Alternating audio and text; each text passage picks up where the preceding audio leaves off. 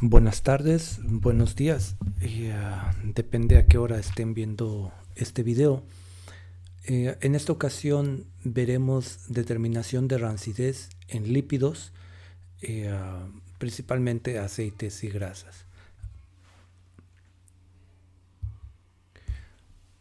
Las grasas y los aceites pueden deteriorarse, lo que va a ocasionar que reduzca su valor nutritivo del alimento, pero además es fácilmente detectable cuando una grasa o un aceite se deteriora porque va a generar olores y sabores desagradables en el alimento. A este deterioro se le conoce comúnmente como rancidez, y es un término que se ocupa cotidianamente y cualquier persona, inclusive no especializada en el área de alimentos, suelen referirse a un alimento cuando la grasa está deteriorada como un alimento rancio. La rancidez se clasifica en dos tipos. Podemos tener una rancidez hidrolítica, la cual comúnmente se le denomina también lipólisis, o bien podemos tener una rancidez oxidativa. Esta es básicamente o propiamente es una autooxidación de los lípidos. La primera, como lo vamos a ir viendo, ocurre principalmente por medio de una enzima, pero no es exclusiva de enzimas, es decir, no solamente ocurre por la acción o por la vía de enzimas, sino también puede ocurrir por tratamientos térmicos o por algunas otras causas. Eh, Mientras que la autooxidación no intervienen las enzimas para que se lleve a cabo la oxidación de los lípidos. Entonces empecemos con la primera, que es la rancidez hidrolítica o lipólisis. Esta rancidez hidrolítica, uh, podemos nosotros ver, por ejemplo, sabemos que en los lípidos, dentro de los lípidos en los alimentos, el más abundante o los más abundantes son los triglicéridos o triacilglicéridos. Por mucho son la mayoría, aunque no son los únicos tipos de lípidos que existen en los alimentos, son los mayoritarios. Y a lo que se refiere esta rancidez hidrolítica o lipólisis es al rompimiento de esta molécula que está formada por un glicerol. Este es el glicerol. Está formada por un glicerol y por tres ácidos grasos que están esterificados a este alcohol. Eh, Estos son los triglicéridos. Bueno, cuando hay presencia de agua y hay alguna una enzima, una lipasa, o bien puede ser también por tratamiento térmico, se puede romper estos triglicéridos y lo que va a ocasionar es que se va a liberar uno, dos o, dependiendo de la intensidad, tres ácidos grasos, y lo que nos va a generar es glicerol, pero acá el glicerol, este es el glicerol, y nos va a generar tres ácidos grasos. Pero no necesariamente puede romperse solamente un ácido graso, dos o tres, depende de la lipasa o bien depende de las condiciones o el tratamiento térmico. Entonces, la rancidez hidrolítica o lipólisis va a ocurrir, mayoritariamente ocurre por acción enzimática, por medio de lipasas, pero no solamente ocurre por la acción de las lipasas, sino también puede ocurrir por ejemplo, cuando se fríe un alimento. Estos aceites son sometidos a altas temperaturas, o bien inclusive por una agitación excesiva, un esfuerzo de cizalla excesiva, o bien ciclos de congelado-descongelado. Esto puede llevar o conducir a la hidrólisis de los triglicéridos, lo cual lo podemos nosotros interpretar como rancidez hidrolítica. En el caso de las lipasas, aunque no vamos a detallar demasiado sobre el tema, pero las lipasas generalmente no es necesario que se adicionen. Muchos alimentos contienen de forma natural estas lipasas, porque obviamente está íntimamente relacionado su actividad de las lipasas con la hidrólisis de las grasas, de los lípidos de forma natural, ya sea en la planta o en algún otro lado, en algún otro alimento, para en el caso de las plantas, para facilitar su germinación en las semillas, o bien para facilitar su digestión en el caso de la leche. Y por eso muchos alimentos contienen de forma natural las lipasas. Estas lipasas se van a activar dependiendo eh, la fuente, pero se pueden activar bajo distintas condiciones. En algunos alimentos el simple corte de una semilla o un fruto puede activar o liberar las lipasas. Y entonces se va a generar rancidez hidrolítica. Bueno, esto es lo que veíamos. Triglicérido, triacilglicéridos. Ocurre una hidrólisis, un rompimiento, de tal forma que se rompe, se libera. Este tiene que estar en presencia de agua, se libera el ácido graso y como resultado queda el glicerol o la glicerina. Vean, por ejemplo, aquí queda como monoglicérido, es decir, solamente se liberaron dos ácidos grasos y uno queda esterificado todavía con el glicerol.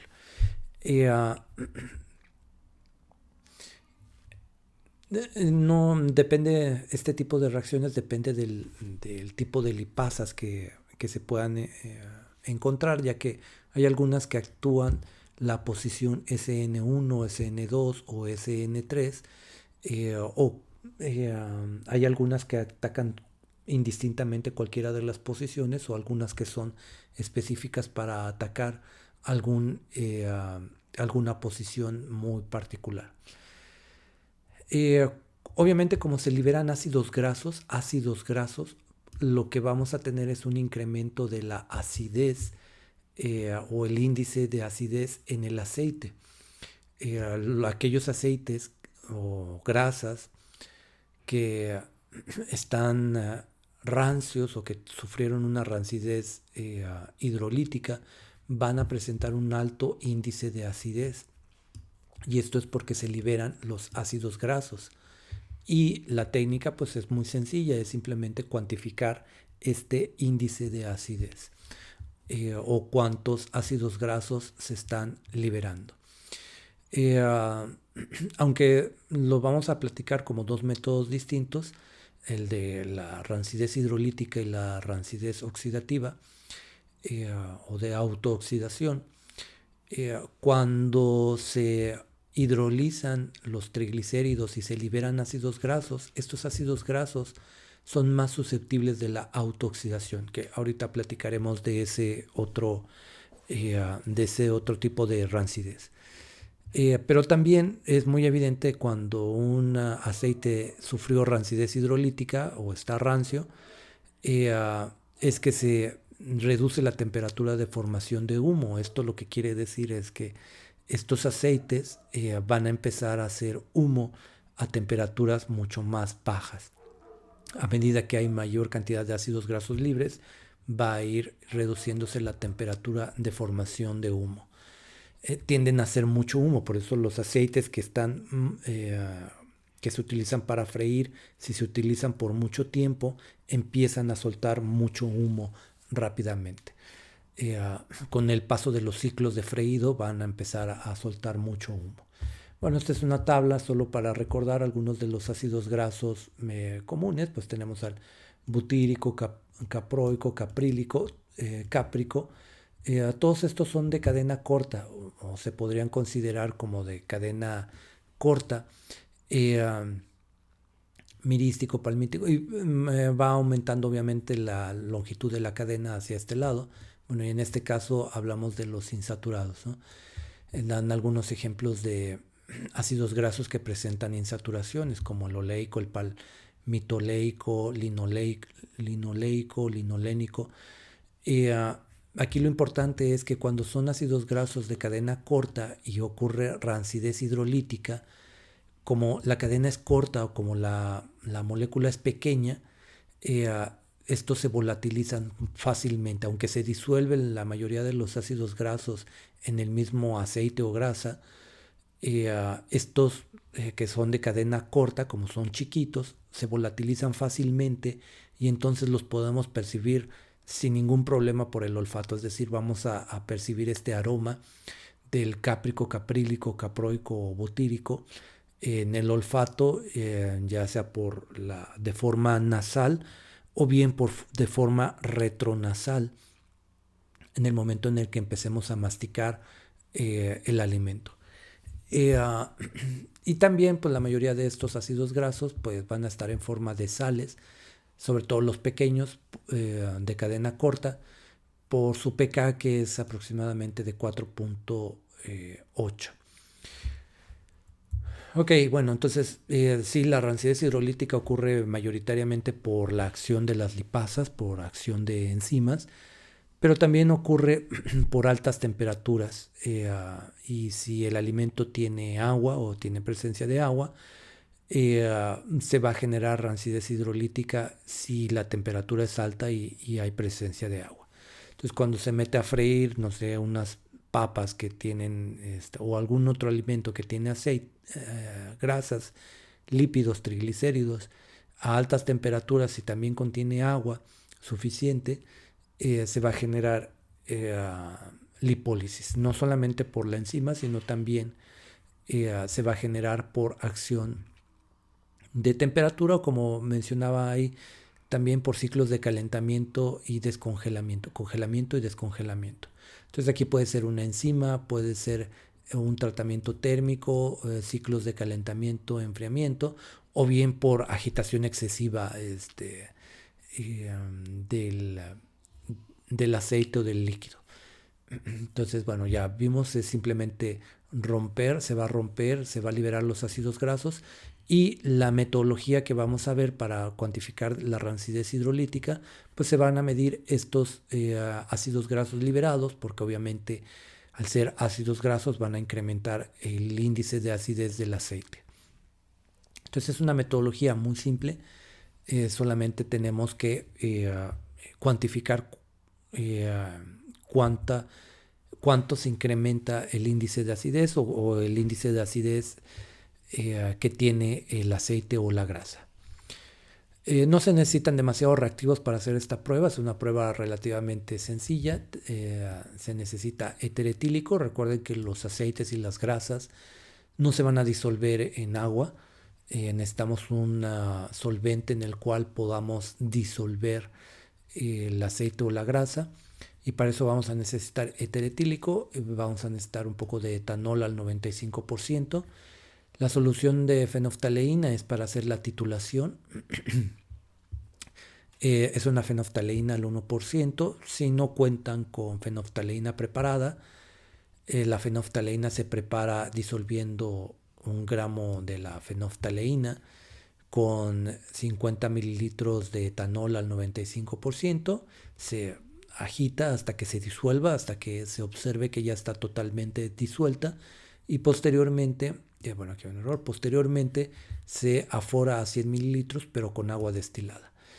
Y de esa forma ya tenemos nuestra solución de fenoftaleína. También vamos a necesitar una solución de hidróxido de potasio. Puede ser igual hidróxido de sodio, pero por norma generalmente se refiere al índice de acidez en relación al hidróxido de potasio. Ahorita lo vamos también a definir más adelante. Pero vamos a necesitar una solución de hidróxido de potasio 0.1 molar. Ok, ¿qué vamos a necesitar para medir la rancidez hidrolítica en un aceite, en una grasa? Primero necesitamos preparar el disolvente neutro mixto. A lo que se refiere como el disolvente neutro mixto es que vamos a preparar una mezcla en la cual vamos a disolver posteriormente nuestro aceite o nuestra grasa. Y es una mezcla muy simple, solamente vamos a depositar 25 mililitros de éter etílico, le vamos a adicionar 25 mililitros de etanol al 95%, y finalmente le vamos a adicionar 1 mililitro de fenoftaleína. Este obviamente nos va a servir como indicador. La fenolftaleína tiene un punto de Vire a un pH de 8.3. Entonces tenemos que estar seguros de que nuestra solución no está excesivamente ácida o alcalina, que nuestra solución o este disolvente está con un pH neutro, de ahí su nombre, disolvente neutro mixto. Y para eso vamos a introducir el potenciómetro, vamos a ver la lectura del pH. Seguramente cuando se hace esta mezcla, el pH generalmente se van a dar cuenta que oscila cerca del 7. Va a estar cerca por ahí de un 6.8, 6.5. Lo único que hay que hacer es ajustar el pH para saber que está totalmente en el pH neutro. Le vamos a adicionar algunas gotas de la solución de hidróxido de potasio. No es necesario adicionar demasiado, es en realidad poco lo que hay que adicionar. Simplemente hay que tener cuidado de adicionarlo gota a gota y ir midiendo en todo momento el pH hasta asegurar que tenemos un pH de 7. Ok, ya tenemos nuestro disolvente neutro, entonces ya tenemos el disolvente neutro. Aquí están este disolvente neutro que preparamos aquí, que aproximadamente van a ser como unos 51, 52 mililitros de disolvente neutro. Aquí lo tenemos. Entonces, en este disolvente neutro vamos a adicionar 1 a 10 gramos de aceite o grasa fundida. Obviamente sabemos que la grasa nos referimos a aquellos lípidos que están en forma sólida. No sé, por ejemplo, mantequilla, margarina, manteca. Si tenemos este tipo de lípidos en forma sólida, bueno, primero tendríamos que fundirlos a una temperatura de 30 a 60 grados centígrados, y una vez que ya están fundidos, vamos a tomar de 1 a 10 gramos. Y en el aceite no hay problema porque va a estar líquido a temperatura ambiente, no hay que hacer nada. Entonces vamos a adicionar de 1 a 10 gramos. ¿De qué depende adicionar 1 o 10 gramos? Depende de... Al principio va a ser un poco al tanteo porque depende de qué tan rancia está la muestra. Si tenemos una muestra excesivamente rancia y ponemos 10 gramos de muestra, vamos a necesitar mucho volumen de hidróxido de potasio para titular, y se pueden separar las fases. Por el contrario, si tenemos una muestra que no está nada rancia y ponemos 1 gramo, no vamos a alcanzar a ver nada, es decir, la cantidad de hidróxido de potasio que vamos a gastar va a ser una gota y va a virar. Entonces, va a depender de qué tan rancia está la muestra, y va a terminar siendo a prueba y error. Es decir, primero poner a lo mejor un intermedio, 5 gramos, y ver cómo se comporta. Si funciona, perfecto, pero si no funciona, habrá que poner más cantidad de muestra, repetir poniendo mayor cantidad de muestra, o repetir poniendo menor cantidad de muestra. Entonces se va a adicionar la grasa, se agita, simplemente se agita ligeramente, no tiene que agitarse vigorosamente porque se va a disolver rápidamente en el disolvente, y ya vamos a tener aquí el aceite o la grasa disuelta aquí en nuestro disolvente mixto neutro. Una vez que ya está disuelta la grasa, ahora sí vamos a proceder a titular con hidróxido de potasio. Aquí la nota es, como les comentaba, es no utilizar una cantidad, hay que ir calculando la cantidad de muestra a utilizar, porque no se recomienda que se gasten más de 10 mililitros de este hidróxido de potasio, 0.1 molar, para el vire, porque si no, como tenemos este hidróxido de potasio está con agua y estos son lípidos, y aunque tiene un poco de etanol para no tener una polaridad tan grande, eventualmente se van a ir terminando separando las fases y ya no va a poderse integrar ni hacer la titulación. Entonces tiene que ser un volumen pequeño porque si no se va a separar las dos fases. Eh, ah, no se debería de gastar más de 10 mililitros en la titulación. Y la titulación es un vire rosa, como muchas titulaciones. Simplemente hay que estar adicionando gota a gota, despacio, hasta que se vea la coloración rosa. El cálculo es muy sencillo, es porcentaje de ácidos grasos libres en forma de ácido oleico. El porcentaje de ácidos grasos libres siempre se va a expresar en términos de un ácido graso. Uno de los ácidos grasos más comunes, por ejemplo en los aceites, es el ácido oleico, aunque depende del tipo de aceite. Por ejemplo, en el caso del aceite de palma, pues el ácido graso de referencia sería el palmítico. O bien en el aceite de coco, el aceite de referencia sería el ácido láurico. Y así sucesivamente, depende en la leche, sería el butírico. Depende el ácido graso del que estemos, del cual se presente mayor cantidad, y eso se busca en bibliografía. Vamos a poner con la leche, que es el butírico, eh, se busca cuál es el más abundante, porque obviamente tienen de muchos tipos de ácidos grasos, y ese es el que se toma como referencia, porque ese valor, dependiendo del ácido graso que se seleccione, va a ser este valor que vamos a tener aquí. Por ejemplo, para el oleico, el valor es 282, que ese 282 no es otra cosa más que el peso molecular del ácido oleico.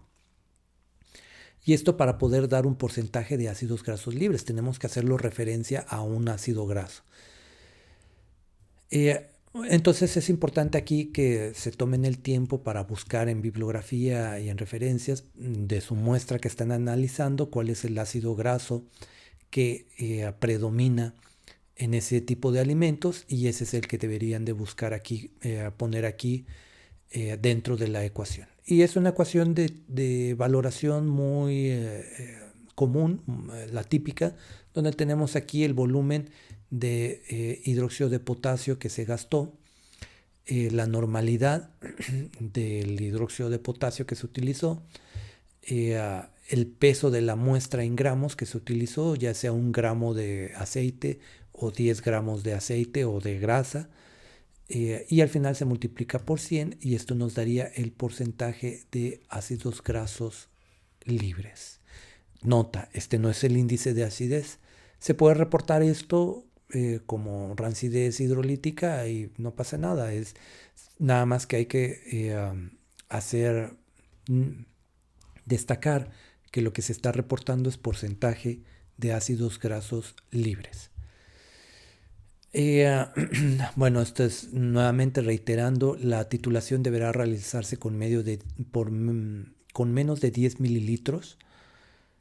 Si se gasta mucho, como les comentaba, va a empezar a haber una separación de fases. Aquí van a tener el aceite, y a medida que están ocupando mucho van a tener una total separación de fases del hidróxido de potasio con referente al aceite. Se van a separar como agua y aceite, y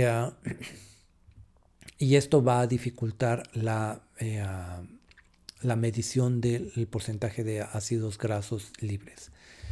Si esto está ocupando y ya está ocurriendo, bueno, inclusive a veces en determinadas muestras ocurre a un volumen menor. Lo que se puede hacer es, se puede calentar el alcohol.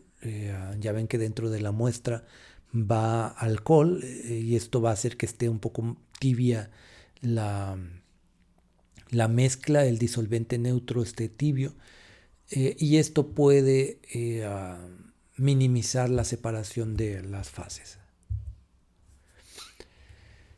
Les comentaba que como para la titulación se puede utilizar hidróxido de sodio también, pero lo más común es que se utilice hidróxido de potasio. Y esto porque el índice de ácidos grasos libres está referenciado al hidróxido de potasio. Ahorita vemos el índice de acidez, perdón. Hay un método alterno, bueno, no método alterno, sino que la norma de la AOAC En esta norma emplea una mayor cantidad de muestra, de 10 a 20 gramos de muestra, y como disolvente del aceite o de la grasa, no utiliza éter y alcohol, sino lo que ocupa es o recomienda es utilizar isopropanol y tolueno en proporciones 1:1. Esto también vale la pena tenerlo en mente o tenerlo ahí como alternativa, porque a veces ocurre una separación, no se disuelve bien la grasa o ocurre una separación muy rápida de las dos fases cuando se está titulando. Entonces se puede tomar, echar mano de esta otra mezcla de alcohol y de un disolvente no polar, como es el tolueno. Pero así como estas se pueden explorar otro tipo de mezclas como hexano con algún alcohol, eh, ah, tratando de encontrar un buen disolvente para nuestra muestra. Pero generalmente el éter con etanol o bien el isopropano con tolueno, la mayoría de las muestras se van a disolver bien. Eso es porcentaje de ácidos grasos libres, pero si el resultado quieren expresarlo como índice de acidez, o el valor ácido, entonces vamos a necesitar aplicar una pequeña conversión al valor que ya obtuvimos del porcentaje de ácidos grasos libres. Si nosotros lo queremos reportar como valor ácido o índice de acidez. El índice de acidez, según la norma de la OAC, se refiere como a los miligramos de hidróxido de potasio, por eso la importancia de utilizar desde un inicio como la titulación hidróxido de potasio y no hidróxido de sodio. El índice de acidez son los miligramos de hidróxido de potasio necesarios para neutralizar los ácidos grasos libres en 1 gramo de muestra. Esta es la definición que por norma o por regulación se tiene para el índice de acidez o el valor ácido. Y no es complicado, simplemente al valor que ya habíamos calculado de porcentaje de ácidos grasos libres, lo vamos a multiplicar por 1.99. En el caso de ácido oleico, si nuestro ácido graso mayoritario es el oleico, o bien para el palmítico sería 2.81 y para el láurico 2.81 y para el palmítico 2.19. Igual se pueden encontrar en internet tablas mucho más amplias con los valores para distintos ácidos grasos. Y de esa forma se calcularía el índice de acidez, pero cualquiera de los dos es aceptado, ya sea que lo reporten como porcentaje de ácidos grasos libres o bien como índice de acidez. Nada más que en los dos tienen que especificar a qué ácido graso están referenciando, ya sea oleico, láurico, palmítico, butírico, caproico, caprílico. O sea, tienen que especificar a qué ácido graso en los dos resultados, tanto índice de acidez o ácidos grasos libres, a quién están tomando como referencia. Ok, entonces rancidez hidrolítica simplemente es hidrólisis de los triglicéridos por una lipasa o por tratamiento térmico o por ciclos de congelado-descongelado. Y no se trata más que de disolver la grasa y hacer una titulación para ver el porcentaje de ácidos grasos libres. Es un método muy simple, muy sencillo. La mayor problemática que se pueden encontrar es de que se separen las fases y que no sea tan fácil la titulación, porque el hidróxido de potasio está en fase acuosa y están tratando de titular un lípido. Ese sería como el reto nada más, ¿no? Tener cuidado de que no se separen las fases. La rancidez oxidativa de los lípidos, o lo que también se denomina como autooxidación, se mide por muchos métodos.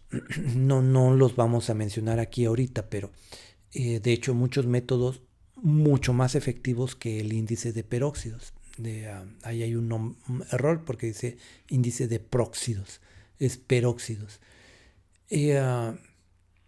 Esta rancidez oxidativa, como les comento, hay muchos métodos para medirla, pero el índice de peróxidos, y creo que me lo corrigió en casi todas las diapositivas, el autocorrector. No es el más preciso ni el más adecuado, ahorita vamos a mencionar un poco por qué, pero es importante que sepan que hay otros métodos para medir el índice de peróxido. Sin embargo, es el más sencillo y en algunas normas todavía se mantiene como un índice o una medición de calidad de productos, por ejemplo en las oleaginosas. Es muy común, por ejemplo, en la nuez, que en la norma se especifica el valor de índice de peróxidos que debe de tener la nuez y este va a determinar su calidad, o para aceites, etcétera, ¿no? Entonces, a pesar de que no es el método más exacto o más preciso para medir la oxidación de los lípidos, es un método sencillo, rápido y que sí puede dar una idea de la oxidación de los lípidos que se encuentran en nuestro aceite, grasa o alimento. El índice de peróxido se define, el índice de peróxido se define como los miliequivalentes. Es común que lo vayan a encontrar así, como los miliequivalentes de peróxido que se encuentran en nuestra muestra por cada kilogramo. Es una determinación volumétrica y asume muchas cosas. Se asume que todos los peróxidos que se encuentran vienen derivados de la oxidación de los lípidos. Y como les mencionaba, no es el método más exacto, pero es un método que nos puede dar una rápida aproximación a la oxidación de las grasas. El peróxido se forma o es un producto transitorio, es un producto que se va a formar mientras está ocurriendo la oxidación de las grasas. Pero el detalle con esta prueba es que los peróxidos, a medida que se sigue oxidando la grasa, estos peróxidos se degradan y forman otros productos. Es decir, primero hay un periodo de latencia donde no se forman, luego se forman los peróxidos y si la grasa se sigue oxidando más, entonces estos peróxidos se van a degradar y van a formar otros compuestos y entonces van a disminuir otra vez. En pocas palabras, si tenemos una muestra que no está totalmente rancia, es decir, está en su etapa de que se está enranciando, es decir, se está oxidando por autooxidación, pues lo ideal sería hacer las mediciones por aquí. Pero si tenemos un aceite o grasa que está súper oxidada, aunque le midamos el índice de peróxidos, a lo mejor nos va a decir que está por acá abajo, pero ya es súper evidente, ¿no? Inclusive olerla, es solamente el aceite, nos va a decir que tiene una rancidez muy alta. Entonces esta es una desventaja porque depende en el punto en el que lo agarren y puede ser, este es tiempo. Y si la grasa está extremadamente oxidada, van a encontrar una baja cantidad de peróxidos. Y eso puede llegar a ser una gran desventaja para la estimación de peróxidos. Pero salvo esa limitante, sí nos puede dar una idea del grado de oxidación de la grasa. La autooxidación no ocurre en forma enzimática, a diferencia de la lipolítica. Esta en realidad más bien se va a desencadenar por la presencia de un radical libre o bien por la luz visible o la UV. Aquí el alimento o el aceite no necesariamente tiene que haberse calentado, ni freído, es decir, un aceite si se expone a la luz o al oxígeno o a la presencia de radicales libres, se va a empezar a oxidar. Y, esta es una lista, por ejemplo, potenciales radicales libres que pueden estar presentes.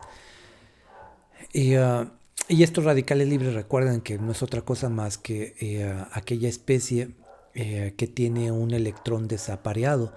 Este electrón desapareado se puede formar ya sea por la ruptura homolítica de un enlace o bien por la pérdida de un electrón o por la ganancia de un electrón, pero son especies que son especies reactivas, es decir, que son inestables y van a tratar de estabilizarse.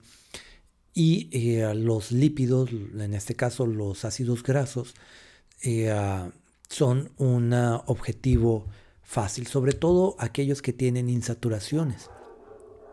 Entonces llega el radical libre en presencia de un ácido graso y este radical libre va a llegar y va a formar un radical lipídico, es decir, va a desaparecerlo. Ahorita vemos un ejemplo con el linoleico y va a generar un radical libre lipolítico.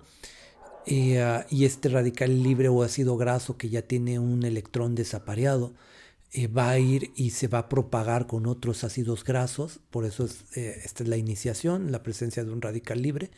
Pero una vez que se genera un radical libre dentro de un ácido graso, este radical libre lipolítico va a ir y va a alterar otros radicales, otros ácidos grasos. Pero si se encuentra en presencia de oxígeno, va a generar un peróxido, un lipoperóxido. Y este lipoperóxido, que sigue siendo un radical libre, va a ir a actuar contra otros lípidos, pero también puede derivar y formarse un lipohidroperóxido. Y esto es lo que vamos a estar midiendo, la formación o la presencia de estos peróxidos en nuestros aceites. Ya después hay algo que le denominan terminación, y es que cuando se encuentran dos radicales libres, dos, por ejemplo aquí ponen dos lipoperóxidos, se estabilizan entre ellos y hasta ahí se detiene, ¿no? Pero en realidad no, en realidad lo que ocurre, lo más común es que estos peróxidos o hidroperóxidos, lipohidroperóxidos, se van a empezar a romper y van a empezar a generar moléculas pequeñitas, las cuales se pueden detectar fácilmente al olfato. Vean, por ejemplo, aquí tenemos el linoleico. Como les comentaba, los ácidos grasos con insaturaciones son más susceptibles de la oxidación. Y aquí vemos un radical libre. Entonces aquí hay un radical libre, viene un radical libre y ataca el carbono adyacente al doble enlace o a donde está la insaturación, porque este va a ser el más débil. Y va a atacar, le va a robar un electrón y entonces se va a generar un radical libre. Aquí ahora el ácido graso ahora es radical libre, tiene un electrón desapareado, aquí aparece. Y si hay presencia de oxígeno, que generalmente sí hay presencia de oxígeno, se va a generar un peróxido. Y aquí lo vemos, un lipoperóxido, este sería el lipoperóxido, y estos son los que vamos a estar tratando de monitorear su presencia de estos lipoperóxidos. Después se puede semiestabilizar y puede formar un hidroxiperóxido al interactuar con un ácido graso insaturado sin oxidar. Va a generar un lipohidroperóxido y a la vez va a oxidar, va a robarle y a generar un radical libre lipolítico, y así sucesivamente. No se está propagando la reacción continuamente. Pero en el método, regresando al método que mide la oxidación de las grasas, aquí lo que se trata de medir es la presencia de estos lipoperóxidos. Si hay muchos lipoperóxidos es que se está llevando a cabo oxidación de los lípidos, esta autooxidación de los lípidos. Pero les comentaba que si ya es demasiada la oxidación, no es que se va a terminar, sino que se va propagando y después se va rompiendo, empieza a haber una ruptura de la molécula, y eso da como resultado pues una gran cantidad de compuestos de bajo peso molecular, es decir, muchos compuestos volátiles que fácilmente se van a detectar por el olfato. Un aceite o grasa que está oxidada rápidamente va a oler a rancio, nos va a dar ese aroma de grasa deteriorada. Y ocurre en alimentos que tienen mucha vida de anaquel, como por ejemplo la leche en polvo, que tiene baja actividad acuosa, pero que tiene una gran cantidad de grasa, suele tener una cantidad considerable de grasa y fácilmente puede llevarse a cabo la oxidación con el tiempo, la oxidación de las grasas en estas leches, sobre todo después de que se abre el empaque y entra el oxígeno y puede quedar expuesta tanto a la luz como al oxígeno, se puede ir generando esta rancidez oxidativa. Esto es lo que les comentaba, los peróxidos, la desventaja del método es de que se empieza a generar los peróxidos, pero cuando está en una etapa demasiado avanzada la oxidación, estos mismos peróxidos se van a ir degradando y parecería que vamos a encontrar una baja cantidad de peróxidos, pero en realidad es porque ya está demasiado oxidada la grasa. La norma mexicana, aunque tiene sus desventajas el método y como les comentaba, hay otros métodos un poco más confiables que el índice de peróxidos, aún sigue siendo un método rápido y que nos da una idea general de la calidad del aceite, grasa o del producto que estamos evaluando. Y aparece en varias normas como un método de análisis para estas muestras. Y como ejemplo, el caso de la nuez.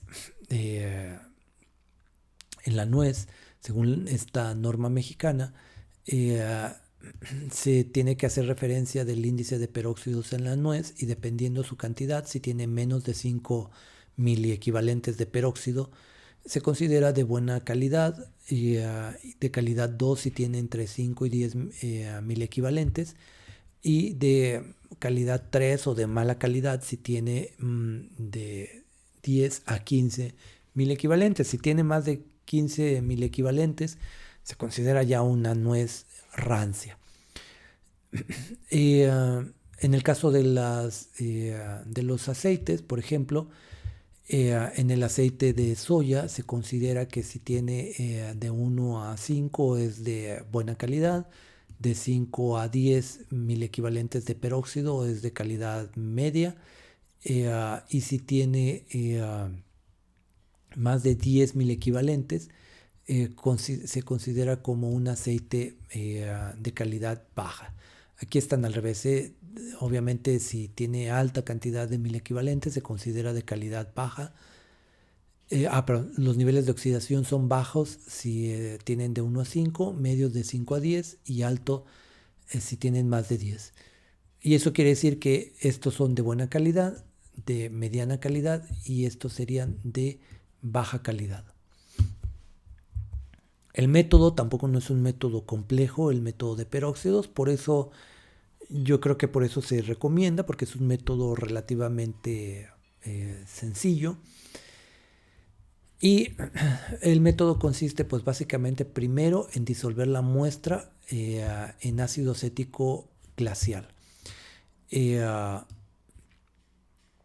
Vamos a adicionar ácido acético glacial para tratar de disolver la muestra y después se va a adicionar yoduro de potasio y este yoduro de potasio, bueno, aquí tenemos el aceite, primero se disuelve en ácido acético glacial y posteriormente se le adiciona un exceso de yoduro de potasio. Este yoduro de potasio va a reaccionar con el peróxido, con el hipoperóxido y lo que va a formarnos es un hidróxido de potasio y va a quedar libre el yodo. Aquí la clave es el yodo porque este yodo, la cantidad de yodo libre que se genera, porque este yodo posteriormente lo vamos a titular o a medir la cantidad de yodo libre que queda para saber la cantidad de una forma un tanto indirecta, la cantidad de peróxidos que teníamos. Entonces es disolver en ácido acético glacial, se adiciona un exceso de yoduro de potasio y luego posteriormente se va a titular para medir la cantidad de yodo que quedó libre.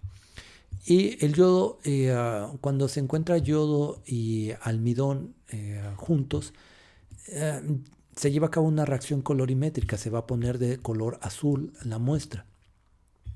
Si nosotros adicionalmente titulamos con tiosulfato de sodio, este tiosulfato de sodio va a ir capturando el yodo, al final nos va a quedar yoduro de sodio y al irse formando este yoduro de sodio va a ir pasando de azul hasta incoloro. Y con esta titulación con tiosulfato de sodio para formar el yoduro de sodio, vamos a poder cuantificar esta cantidad de yodo que teníamos aquí y a su vez esto nos va a dar una idea de la cantidad de peróxidos que tenemos. Les voy a mencionar dos métodos, los dos métodos son sencillos, es una titulación.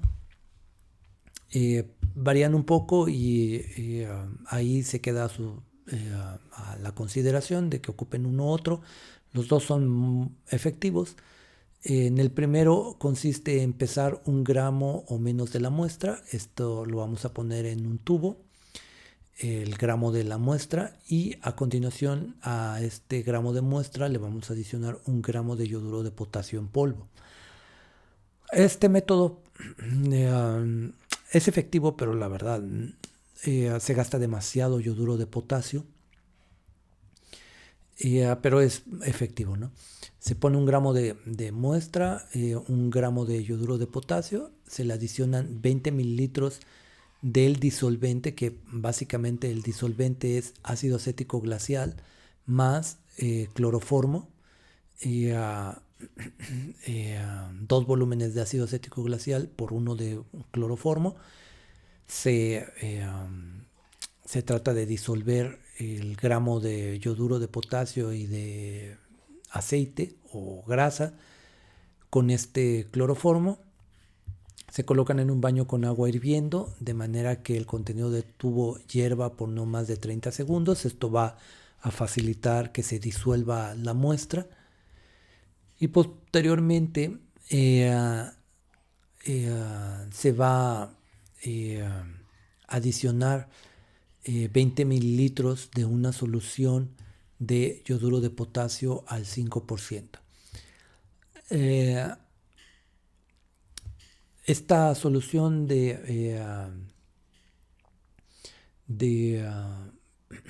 esta mezcla que ya se tiene, que contiene la grasa disuelta en cloroformo, ácido acético, y que se le adicionó yoduro de potasio y que adicionalmente se incrementó el volumen con 20 mililitros de una solución de yoduro de potasio al 5%, se va a titular con tiosulfato.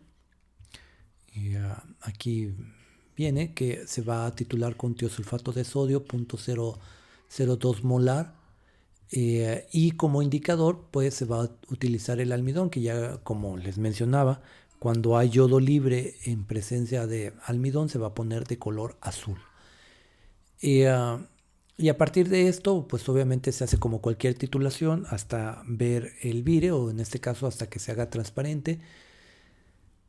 Y utilizando esta ecuación, que es una ecuación típica de valoración también, donde tenemos el volumen del titulante, el volumen que se utilizó para un blanco, porque es recomendable al par que se va corriendo nuestra muestra estar utilizando un blanco que básicamente es agua destilada, desionizada.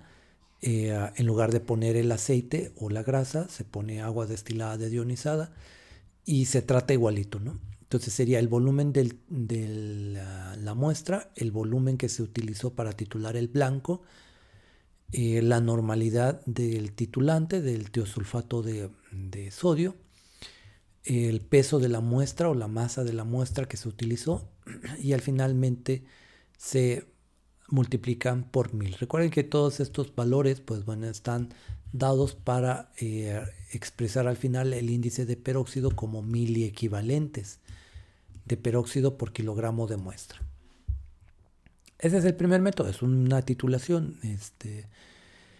El segundo método es un poco más sencillo, más simple, aunque requiere un poquito más de muestra, pero es mucho más simple, donde dice que se pesa de 1 a 4 gramos de muestra en un matraz cónico, en un matraz de 250 mililitros. Le vamos a poner 1 a 4 gramos de la muestra. Le vamos a agregar 10 mililitros de cloroformo y agitar para que se disuelva la grasa por completo. Ya que veamos que está totalmente disuelto, le vamos a adicionar 15 mililitros de ácido acético glacial. Tenga cuidado, del ácido acético glacial y el cloroformo, todo se tiene que hacer en una campana de extracción porque son altamente volátiles. Y lo van a percibir ustedes, ¿no? Se pueden dañar las mucosas de la nariz. Es preferible hacerlo dentro de una campana de extracción. Ya que le adicionaron el cloroformo y se disolvió la grasa y le adicionaron el ácido acético glacial, le van a adicionar 1 mililitro de una solución saturada de yoduro de potasio. Es decir, van a preparar yoduro de potasio, una solución saturada. Van a adicionar la cantidad máxima que se pueda disolver en agua, un poquito más hasta que se observe que ya no se está disolviendo el yoduro de potasio. Esperan a que se asiente un poco. Y esta solución va a ser una solución saturada. Esta solución saturada es la que van a adicionar 1 mililitro de solución saturada de yoduro de potasio recién preparada. Se tapa el matraz ya que se tiene la mezcla de todo, la muestra con el cloroformo, el ácido acético y el yoduro de potasio. Se agita vigorosamente por 1 minuto. Se deja reposar 5 minutos en la oscuridad. Recuerden que la luz va a reaccionar con los peróxidos, entonces es importante esta parte de que no se deje expuesta a la luz. Se van a agregar, finalmente se agregan 75 mililitros de agua destilada y esta mezcla, obviamente, más bien a la mezcla que ya tenemos le adicionamos 75 mililitros de agua destilada. Y finalmente el yodo que se haya liberado se va a titular con una solución de tiosulfato de sodio 0.002 normal o 0.01 molar. Esto varía dependiendo de la cantidad de peróxidos que tengan. Si tienen una gran cantidad de peróxidos, pues necesitarían tener una solución más concentrada. Si tienen una cantidad muy bajita de peróxidos, bueno, van a necesitar tener una solución de tiosulfato mucho más diluida. Y al final, la titulación, como sabemos, se ocupa nuevamente almidón soluble como indicador, almidón al 1%. Y también se recomienda tener un blanco o testigo, ¿no? Es decir, una muestra que se trate idéntica pero con agua para tener el testigo. Se ocupa prácticamente la misma ecuación. B es el volumen gastado en nuestra muestra, B0 es nuestro testigo, T es la molaridad de la solución de tiosulfato, la cantidad, la masa de muestra que se utilizó y finalmente se multiplica por 10 a la 3 para obtener los datos en miliequivalentes por kilogramo. Voy a hacer una acotación porque todos estos dos métodos, ya para terminar, estos dos métodos están diseñados para trabajar con un aceite o bien para trabajar con una grasa que es sólida y que esta grasa sólida se pone a calentar y la hacemos líquido y tenemos ya nuestra grasa líquida aquí, ¿no?